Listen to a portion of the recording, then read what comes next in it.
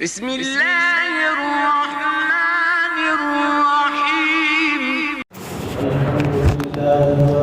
وسلام على عباده الذين اصطفى أما بعد فأعوذ بالله من الشيطان الرجيم بسم الله الرحمن الرحيم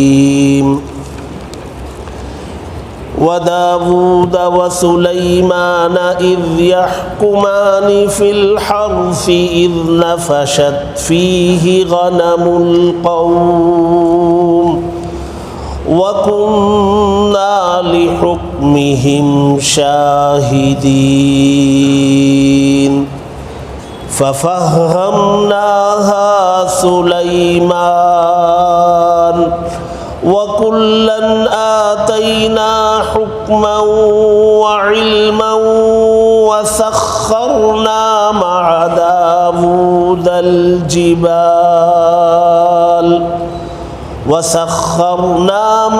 داود الجبال يسبحن والطير وكنا فاعلين صدق اللہ العظیم۔ بزرگان محترم، عزیزان گرامی، یہ قرآن مجید کا پارہ نمبر 17 ہے اور سورت کا نام انبیاء ہے۔ انبیاء نبی کی جمع ہے، اور نبی کہتے ہیں اس کو جس کو اللہ تبارک و تعالی نے اپنا نائب تو بنایا ہے لیکن انہیں کوئی نئی کتاب نہیں دی، پچھلے نبی کی کتاب ہی پر عمل کرنے کا حکم دیا، اس کو نبی کہتے ہیں۔ اور جس کو اللہ تبارک و تعالی نے اپنا نائب بھی بنایا اور انہیں کوئی نئی کتاب بھی دی ہو تو اسے رسول کہتے ہیں۔ ہر رسول نبی ہوتا ہے لیکن ہر نبی رسول نہیں ہوتا ہے۔ رسول وہی ہوتے ہیں جن کو اللہ تبارک و تعالی نے کوئی کتاب دی۔ 4 کتابیں مشہور ہیں، وہ سب رسول ہیں۔ اس کے علاوہ بھی اللہ تبارک و تعالی نے بہت سارے انبیاء کو چھوٹی بڑی کتابیں دی ہیں، وہ سب رسول کہلاتے ہیں۔ اس سورت کا نام انبیاء کیوں رکھا گیا؟ یعنی بہت سارے انبیاء کے نام پر یہ سورت۔ اس کی وجہ یہ ہے کہ اس میں اللہ تبارک و تعالی نے بہت سارے انبیاء کا تذکرہ کیا ہے اور ان کی زندگی کے اہم واقعات کو ذکر کیا۔ ہر نبی کا ایک ایک واقعہ اس میں ذکر کیا ہے، اور شروع کیا ہے حضرت ابراہیم علیہ السلام کے واقعے سے۔ ان کو جو نمرود نے آگ میں ڈالا تھا وہ آگ باغ بن گئی، جنت بن گئی، گلزار بن گئی۔ حضرت ابراہیم علیہ السلام کا تذکرہ تو یہ کیا، پھر اس کے بعد حضرت لوط علیہ السلام کا تذکرہ کیا، حضرت نوح علیہ السلام کا تذکرہ کیا، حضرت داود علیہ السلام، حضرت سلیمان علیہ السلام، حضرت ایوب علیہ السلام، حضرت اسماعیل، حضرت ادریس، حضرت ذوالکفل اور حضرت زکریا۔ اتنے انبیاء کا تذکرہ ہے۔ میں نے جو آیت پڑھی وہ حضرت داود اور حضرت سلیمان، ان دونوں کے لیے اللہ تبارک و تعالی نے ان دونوں کے واقعے کو ذکر کیا ہے۔ مجھے ان دونوں کے اس واقعے کو بھی بتانا ہے اور اس واقعے میں بہت سارے عبرتیں ہیں، اسباق ہیں، ان کی طرف توجہ دلانا ہے۔ حضرت داود علیہ السلام باپ ہیں، والد ہیں، اور سلیمان علیہ السلام بیٹے ہیں، دونوں نبی۔ جی داود علیہ السلام کو اللہ تبارک و تعالی نے زبور دی تھی، تو وہ رسول بھی ہوئے۔ وَآتَيْنَا دَاوُودَ زَبُورًا، ہم نے داؤد کو زبور دی۔ تو داؤد علیہ السلام نبی بھی تھے، رسول بھی تھے۔ سلیمان علیہ السلام کو کوئی نئی کتاب نہیں دی گئی، تو سلیمان علیہ السلام نبی ہیں، رسول نہیں ہیں، دونوں باپ بیٹے ہیں۔ اللہ تبارک و تعالیٰ نے ان دونوں کو بہت ساری نعمتوں سے نوازا، اور قرآن مجید میں بہت ساری جگہوں پر اللہ نے ان کی نعمتوں کا تذکرہ کیا ہے۔ یہاں بھی کچھ نعمتوں کا ذکر کیا۔ ان نعمتوں میں ایک نعمت اللہ کی یہ بھی تھی کہ ان دونوں کو فیصلہ کرنے کی صلاحیت دی تھی۔ دو فرد میں، دو آدمیوں میں، یا دو جماعتوں میں، یا دو خاندانوں میں جھگڑا ہو جائے کسی مسئلے پر، تو اس مسئلے کو حل کرنے کی اور ان کے درمیان فیصلہ کرنے کی صلاحیت یہ باپ اور بیٹے دونوں کو اللہ تبارک و تعالیٰ نے دی تھی، بہت ساری نعمتوں کے ساتھ۔ معلوم ہوا کہ فیصلہ کرنے کی صلاحیت بھی اللہ کی ایک بڑی نعمت ہے، یہ ہر ایک کے بس کی چیز نہیں ہے۔ اور اللہ تبارک و تعالی جو ہے خصوصی اپنی توجہ فرماتے ہیں تو یہ ایک صلاحیت تو فطری ہوتی ہے، دوسرا اس کا علم اس کے اندر صلاحیت پیدا کرتا ہے۔ صلاحیت نہ ہو، علم نہ ہو تو آدمی کو فیصلہ کرنے کے لیے بیٹھنا نہیں چاہیے۔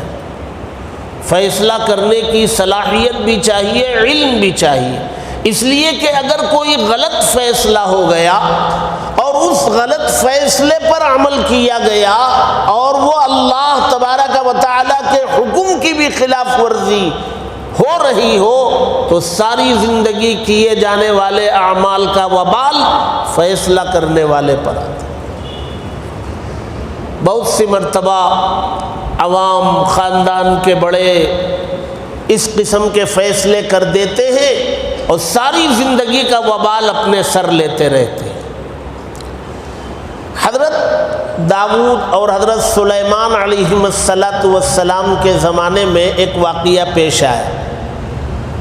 واقعہ کیا پیش آیا؟ ایک کھیت تھا، لہلہاتا کھیت تھا، اب اس میں فصل توڑنا تھا۔ ایسے موقع پر رات میں ایک قوم کے ایک فرد کی بکریاں، بہت ساری بکریاں آئیں اور اس کھیت کو تباہ کر دیا، یا تو اس کو کھا لیا، اس کو رون کے تباہ کر دیا، یعنی وہ قابل استعمال کھیت نہیں رہا۔ وہ کھیت کا جو مالک تھا وہ حضرت داؤد علیہ السلام کے پاس آیا فیصلہ لے کر۔ حضرت داؤد علیہ السلام نے فیصلہ کر دیا۔ کیا کر دیا؟ کہا کہ آپ کے کھیت میں جو کچھ اگا تھا وہ اگر نکال کے بیچا جاتا تو وہ کتنی رقم میں وہ کھیتی بکتی، اس کی مالیت کیا تھی، ویلیو کیا تھی۔ جو اس کی ویلیو نکلی وہ ویلیو جو ہے وہ بکری کے مالک پر لازم کی کہ آپ کو اتنی ویلیو ان کو دینا۔ پھر دیکھا کہ اس کی بکریاں تھیں، کتنی بکریاں تھیں، ان بکریوں کی ویلیو لگائی گئی تو کھیت کی جو ویلیو تھی وہی ویلیو ان بکریوں کی بھی نکلی۔ تو حضرت داؤد علیہ السلام نے کہا کہ یہ ساری بکریاں ان کو دے دو بدلے میں اور جاؤ تم۔ یہ حضرت داؤد علیہ السلام نے فیصلہ کر دیا۔ یہ پہلے سے ہی گاؤں میں چرچے میں تھا یہ واقعہ، اور داؤد علیہ السلام نے فیصلہ کیا۔ یہ دونوں فریق فیصلہ سن کے باہر آ رہے تھے، باہر سلیمان علیہ السلام مل گئے۔ پوچھا کیا ہوا؟ انہوں نے بتایا کہ یہ فیصلہ ہوا۔ تو سلیمان علیہ السلام نے کہا کہ اگر میں یہ فیصلہ کرتا تو ایسا نہ کرتا۔ تو لوگوں نے پوچھا کہ بھی آپ کیسے فیصلہ کرتے؟ انہوں نے بتایا جو ان کے ذہن میں تھا۔ پھر وہ گئے اپنے ابا کے پاس اور جا کر کے اپنے ابا سے ذکر کرنے لگے کہ آپ نے جو فیصلہ کیا تو فیصلہ تو وہ صحیح ہے، لیکن اگر میرے ذہن میں یہ آ رہا ہے تو حضرت داؤد علیہ السلام نے کہا کیا ہے آپ کے ذہن میں بتاؤ؟ تو حضرت سلیمان علیہ السلام نے کہا میرے ذہن میں یہ ہے کہ آپ ساری بکریاں جو ہے کھیت کے مالک کو دے دیتے، مالک بنا کر کے نہیں، رکھنے کے لیے، اور اس سے کہتے تم اس کا دودھ استعمال کرو، ان بکریوں کے اوپر بدن پر آنے والا اون استعمال کرو، کب تک؟ یہ بکریوں کے مالک کو بلاؤ اور اس سے کہو کہ کھیت میں وہ دوبارہ کھیتی کرے، ہل جوتے، بیج ڈالے اور غلہ اگائے۔ جب وہ غلہ اس حال پر آ گئے جس حال پر اس کی بکریوں نے آ کر کے خراب کیا تھا، وہاں پہنچنے کے بعد کھیت کے مالک کو بلا کر کے کھیت دے دو اور بکریوں کو بکریوں کے مالک کے حوالے کرو۔ تو حضرت داؤد علیہ السلام باپ بھی تھے، نبی بھی تھے، رسول بھی تھے، خوش ہوئے اور ان لوگوں کو بلایا اور اپنا فیصلہ بدل دیا، بیٹے کے فیصلے کے مطابق فیصلہ کیا۔ اللہ تبارک و تعالی نے اس کو یہاں ذکر کیا۔ یہاں بتانا یہ ہے باپ کا فیصلہ وہ شریعت کے مطابق تھا، بھئی کھیت کی جو ویالو تھی وہ ویالو کی قیمت اس پر لازم تھی، اب ویالو کے مطابق بکریاں تھی، بکریاں دلوا دی، ختم، بات تو صحیح تھی۔ لیکن اس سے اچھا فیصلہ، ایسا فیصلہ کہ سماج میں تعلقات بنے رہے، بگاڑ نہ ہو، فتنہ نہ ہو، محبتیں باقی رہیں، وہ حضرت سلیمان علیہ السلام کا فیصلہ، اسے کھیتی اگانے کی محنت، اسے بٹانے کی محنت، اسے یہ کام، اور اسے اس وقت تک بکریوں سے فائدہ اٹھانے کا موقع، پھر بکریاں اسے مل جائیں، کھیت اسے مل جائے۔ یہاں بتانا یہ ہے حضرت داؤد علیہ السلام اللہ کے جلیل القدر پیغمبر ہیں اور نبی ہونے کے ساتھ رسول ہیں، اور سلیمان علیہ السلام نبی ہیں، بیٹے، ہر طرح درجے میں کم، بیٹا باپ کے آگے کبھی بڑھ ہی نہیں سکتا، یہ بیٹے ہیں اور صرف نبی، کوئی کتاب اللہ نے انہیں نہیں دی، لیکن باپ کا ضرب دیکھیے کتنا بڑا دل ہے ان کا کہ فیصلہ کر چکے عدالت میں اور وہ فیصلہ باہر جا چکا، لیکن بیٹے کی بات لگی کہ ہاں یہ تو میرے فیصلے سے یہ اچھا فیصلہ ہے، تو اپنے آپ کو نیچے لایا اور نیچے لا کر کے کہا نہیں بلاؤ، ہم اپنا فیصلہ بدلیں گے۔ یہ بہت بڑے ظرف کی چیز، ہم لوگ کہتے ہیں نا میں نے کہہ دیا ہو گیا، بھائی میں نے کر دیا ہو گیا، وہ اب کچھ نہیں سننا ہے مجھے، جی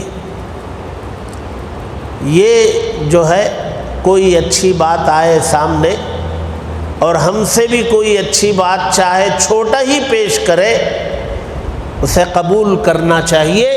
اور بہت سی مرتبہ انسان کا ذہن ہے کبھی کبھی اس کے سامنے اچھی رائے چھوٹے دیا کرتے ہیں، اچھی رائے بچے دیا کرتے ہیں، اچھی رائے خواتین دیا کرتے ہیں۔ جی صلح حدیبیہ میں سب احرام باندھ کے چلے تھے مدینہ منورہ سے۔ احرام کب کھلتا ہے؟ جب آدمی طواف کر لے گا، 2 رکعت واجب الطواف پڑھ لے گا اور پھر سعی کر لے گا، اور سعی کے بعد بال نکالے گا یا عورت بال کاٹ لے گی تو احرام سے باہر نکلے گی۔ اور اگر یہ طواف نہ ہو، سعی نہ ہو، تو حالت احرام ہی میں رہنا پڑے گا۔ احرام سے باہر اگر نکل گیا دم واجب ہوتا ہے۔ دم کا مطلب ایک جانور کو حرم میں، حدود حرم کے اندر ایک جانور کو ذبح کرنا اور اس کے گوشت کو تقسیم کرنا، یہ واجب ہو جاتا ہے۔ مدینہ منورہ سے سب احرام بن کے گئے تھے اور حدیبیہ میں سب کے سب روک دیے گئے، پھر مصالحت ہوئی کہ اس سال تو عمرہ نہیں کریں گے، واپس جائیں گے۔ اب فیصلہ ہو گیا، صلح ہو گئی، ایگریمنٹ ہو گیا، پیپر لکھ دیا گیا، سب ہو گیا، اب سب کو جانا، سب احرام میں۔ اللہ کے نبی صلی اللہ علیہ وسلم نے فرمایا کہ بھئی سب اپنے اپنے احرام سے باہر آ جاؤ اور اپنے ساتھ لائی ہوئی قربانیاں وہ یہی قربان کر دو، دم یہی دے دو حدیبیہ میں اور واپس چلو، یہ اللہ کے نبی نے اعلان کیا۔ لیکن صحابہ اکرام وہ جو صلح ہوئی تھی وہ صحابہ اکرام سمجھ رہے تھے کہ یہ بہت دب کر صلح ہو گئی، اس لیے سب جو ہے وہ ایک غم میں تھے، ایک عجیب کیفیت تھی، اللہ کے نبی کے اعلان کے باوجود بیٹھے ہوئے، کوئی اپنی جگہ سے اٹھا نہیں۔ تو اللہ کے نبی صلی اللہ علیہ وسلم واپس اپنے حجرے میں آئے، عارضی خیمہ لگایا جاتا ہے، ٹینٹ، وہ اپنے ٹینٹ میں حجرے میں آئے، خیمے میں آئے، آپ کی اہلیہ تھی اندر، آپ کے چہرے کو دیکھا، پڑھ لیا چہرہ، آپ کے چہرے پر مایوسی ہے۔ مایوسی یہ تھی کہ میں نے صحابہ کو ایک حکم دیا اور کسی نے مانا نہیں، یہ تکلیف تھی، اور وہ چہرے پر نمایاں تھی۔ وہ خیمے میں آئے تو بیوی نے پڑھ لیا، پوچھا کیا بات ہے؟ اللہ کے نبی صلی اللہ علیہ وسلم نے فرمایا کہ صلح ہو گئی، میں نے اعلان کیا کہ احرام نکالو اور اپنے ساتھ لائے ہوئے جانوروں کو ذبح کرو اور چلو یہاں سے کچھ کرو۔ میرے اعلان پر کوئی اپنی جگہ سے اٹھا نہیں، سب ویسے ہی بیٹھے رہ گئے۔ یہ اللہ کے نبی نے ذکر کیا۔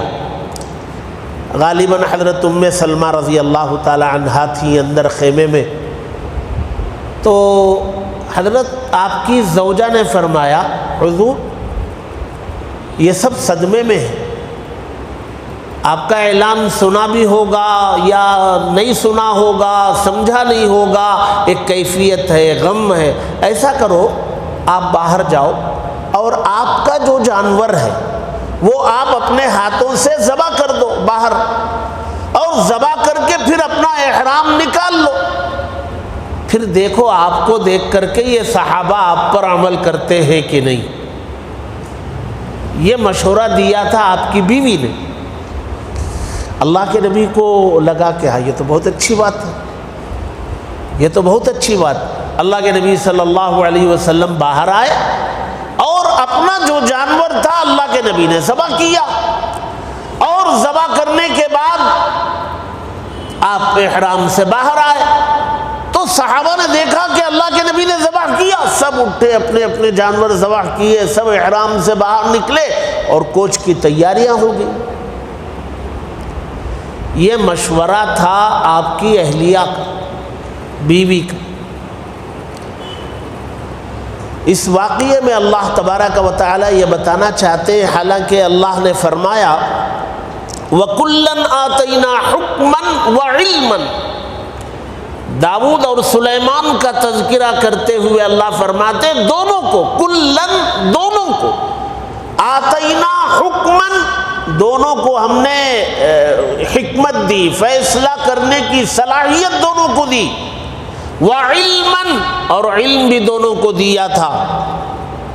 اس کے ساتھ بہت ساری خوبیاں اللہ نے یہاں ذکر کی ہیں، لیکن اس مسئلے کا فیصلہ فَفَهَّمْنَاهَا سُلَيْمَانَ، ہم نے اس مسئلے کے حل کی اچھی شکل وہ سلیمان کو سمجھا دی۔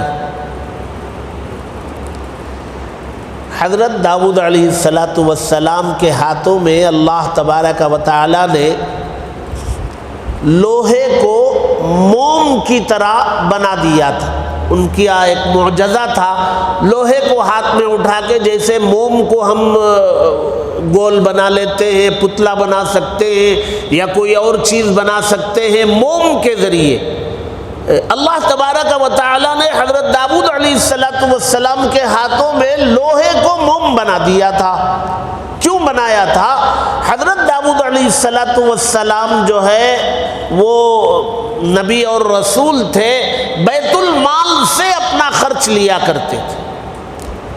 ایک مرتبہ خواب میں انہیں دکھایا گیا کہ داؤد علیہ السلام بہت اچھے ہیں، کاش وہ بیت المال سے کچھ نہ لیا کرتے، بیت المال سے اپنا خرچ نہ لیتے۔ تو یہ ان کے دل کو لگی، اللہ سے انہوں نے دعا کی تو اللہ تبارک و تعالی نے لوہے کو ان کے ہاتھوں میں موم کر دیا اور انہیں اس لوہے کا لباس بنانے کی کاریگری سکھلا دی۔ جنگوں میں پہنا جاتا ہے، آج بھی آپ حضرت ٹیپو سلطان شہید رحمۃ اللہ علیہ کا جو میوزیم ہے سری رنگ پٹن میں، اس میں ہے، اس کو زرہ کہتے ہیں۔ وہ لوہے کا لباس بولے تو پلیٹ کی شکل میں لوہا نہیں ہوتا، وہ گلے میں پہنے جانے والی چین کی طرح پورا لباس بنتا ہے۔ بعض لوگ چین پہنتے ہیں نا، ویسے چین کی طرح پورا لباس بنتا ہے، آستین اور پورا لمبے کرتے کی طرح۔ وہ بہت وزن ہوتا ہے، وہ جنگوں میں پہنتے تھے اور اوپر ٹوپی پہنتے تھے، اس کو خوت کہتے تھے۔ اس طرح سر سے لے کر کے تقریباً گھٹنوں تک، رانوں تک بدن کی حفاظت ہوتی تھی۔ اس زمانے میں گن تو ہوتی نہیں تھی، تلوار ہوتی تھی، وہ تلوار آ کے لگتی تو وہ زرہ، وہ لوہے کا لباس اس سے حفاظت کرتا تھا۔ حضرت داؤد علیہ السلام یہ بناتے تھے، بیچتے تھے اور پھر اس سے ہونے والی آمدنی سے اپنے گھر کا گزارا کرتے تھے۔ اس سے یہ ان کے جو خصوصیات میں، کمالات میں اللہ نے ذکر کیا ہے یہاں، وَعَلَّمْنَاهُ صَنْعَةَ لَبُوسٍ لَكُمْ لِتُحْصِنَكُمْ مِنْ بَأْسِكُمْ۔ اس سے کیا معلوم ہوا؟ اس سے یہ معلوم ہوا کہ آدمی کو حلال روزی کی تلاش میں کوئی چیز بنانا، مینوفیکچر کرنا، بنانا، یہ بھی انبیاء کی سنت ہے، اور اس کو بازار میں فروخت کرنا یہ بھی انبیاء کی سنت ہے۔ اور اللہ تبارک و تعالی نے فرمایا وَعَلَّمْنَاهُ، ہم نے سکھلایا داؤد کو۔ اللہ فرماتے ہم نے سکھلایا۔ جیسے حضرت آدم علیہ السلام دنیا میں آئے تو وہ تنے تنہا آئے اور حوا دوسری جگہ میں اتری۔ اب یہ دونوں ایک زمانے کے بعد جا کر کے ملے، اس کے بعد اولاد کا سلسلہ شروع ہوا، تو یہ دونوں دنیا میں رہے تو ان کے کھانے کا نظام کیا، پینے کا نظام کیا، غلہ کیسے اگے گا، یہ سب اللہ تبارک و تعالی نے سکھلایا تھا۔ اسی طرح یہاں جو ہے داؤد علیہ السلام کو اللہ تبارک و تعالی نے لوہے کا لباس بنانے کا فن دیا، اور اس فن کے ذریعے وہ اپنی روزی، حلال روزی وہ کماتے تھے، اسی حلال روزی سے اپنا اور گھر والوں کا گزر بسر کرتے تھے۔ حضرت اورنگزیب عالمگیر رحمۃ اللہ علیہ بہت بڑے اللہ کے ولی گزرے ہیں۔ ان لوگوں نے ان کی تاریخ کو مسخ کر دیا اور ان کے بارے میں بہت غلط فہمیاں پھیلا رکھی ہیں۔ حضرت اورنگزیب رحمۃ اللہ علیہ اللہ کے بہت بڑے ولی تھے، بادشاہ وقت تھے، بیت المال سے، حکومت کے خزانوں سے ایک پائی اپنی ذات پر خرچ نہیں کرتے تھے۔ وہ ٹوپیاں سیا کرتے تھے، ہاتھ سے ٹوپی بناتے تھے اور وہ ٹوپی بازار میں فروخت کی جاتی تھی، اس سے جو پیسہ ملتا اس سے اپنا گزر بسر کرتے تھے۔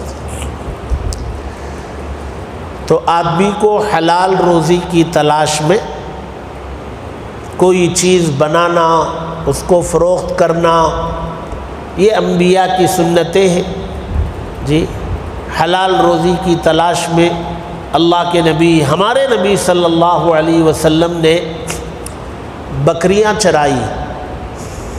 جب آپ حضرت ابو طالب کی کفالت میں آ گئے، حضرت ابو طالب کے بہت سارے بچے تھے، ان کو اولاد زیادہ تھی، اور ہمارے نبی کی عمر جو ہے 8 سال کی تھی۔ 6 سال کی عمر میں ماں کا انتقال ہوا اور 8 سال کی عمر میں دادا کا انتقال ہو گیا عبد المطلب کا۔ اب ان کے بعد چچا کے پاس آ گئے، عمر 8 سال تھی۔ اب آئے تو دیکھا کہ پہلے ہی چچا کے پاس بچے زیادہ ہیں، میں ایک آ کر کے ان پر بوجھ بن گیا ہوں، میں کیوں ان پر بوجھ بنوں؟ اس لیے اللہ کے نبی نے مکہ مکرمہ کے لوگوں کی بکریاں چرانے کے لیے وہ چراگاہ میں جاتے، بکریاں لے جاتے، دن بھر چراتے، رات میں لے آتے، اور اس کی اجرت ملتی تھی، اس کا جو پیسہ ملتا تھا وہ لا کر کے چچا کے ہاتھ میں رکھتے تھے۔ بوجھ نہیں بنے، 8 سال کی عمر بوجھ نہیں بنے۔ ہم تو 20-25 سال کے ہو کر کے ماں باپ پر بوجھ بنے رہتے ہیں، اور 25-30 سال میں شادی ہو جاتی ہے تو بیوی اور سسرال پر بوجھ بن جاتے ہیں۔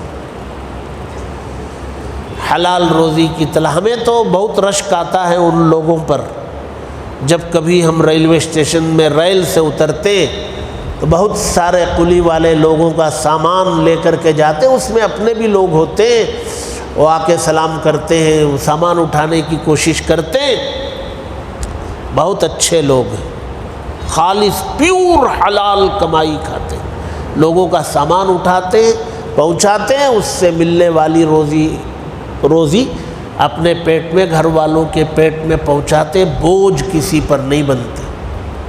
تو یہ انبیاء اکرام علیہم السلام کی سنتیں ہیں۔ میں نے پورا واقعہ نہیں پیش کیا، ہمارے لیے 2 باتوں کی ضرورت تھی، وہ میں نے پیش کیا۔ ایک بات یہ ہے کہ چھوٹوں کے مشورے کو بھی قبول کرنا چاہیے، اور مثال اللہ نے یہاں قرآن میں دے دی ہے، اور دوسرا یہ ہے کہ اللہ نے ان کو ایک فن، ایک ہنر، ایک صنعت سکھلائی تھی، اس صنعت کو استعمال کر کے اپنا خرچ خود اٹھاتے تھے، اپنے گھر والوں کا اٹھاتے تھے، بوجھ کسی پر نہیں بنتے تھے۔ ہمیں بھی کسی پر بوجھ نہیں بننا چاہیے۔ ہمارے نبی صلی اللہ علیہ وسلم پہلی وحی کے بعد جب گھر آئے ہیں، وہ آپ کی بیوی نے جو آپ کو تسلی کے لیے جملے بولے ہیں، اس میں ایک جملہ یہ بھی ہے وَتَحْمِلُ الْكَلْ، آپ تو کمزور لوگوں کا بوجھ اٹھانے والے، آپ تو کمزور لوگوں کا بوجھ اٹھاتے، صرف گھر والوں کا نہیں، اور بھی جو سماج میں کمزور ہے ان کا بھی بوجھ اٹھاتے۔ تو 4 کو دینے والے کے قابل بننا ہے، دینے کے قابل بننا ہے، ہمیشہ اوپر والا ہاتھ رکھنا ہے، نیچے والا ہاتھ بننے سے بچنے کی کوشش کرنا چاہیے، اور اللہ سے اس کی دعا بھی کرنا ہے، ہمیشہ ہاتھ اوپر رہے، دینے والا ہاتھ رہے۔ یہ اللہ تبارک و تعالیٰ کو بہت پسند ہے۔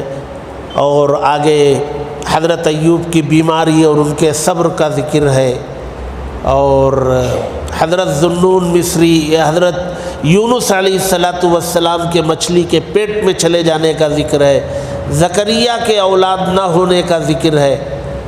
دعاؤں کا بہت اچھی دعائیں ہیں، انبیاء کا تذکرہ ہے، اسی لیے اس کا نام انبیاء پڑا ہے۔ اللہ تبارک و تعالی ہم سب کو قرآن مجید سے عشق اور لگاؤ عطا فرمائے، پڑھنا، سمجھنا اور اس پر عمل کرنا ہم سب کے حق میں مقدر فرمائے۔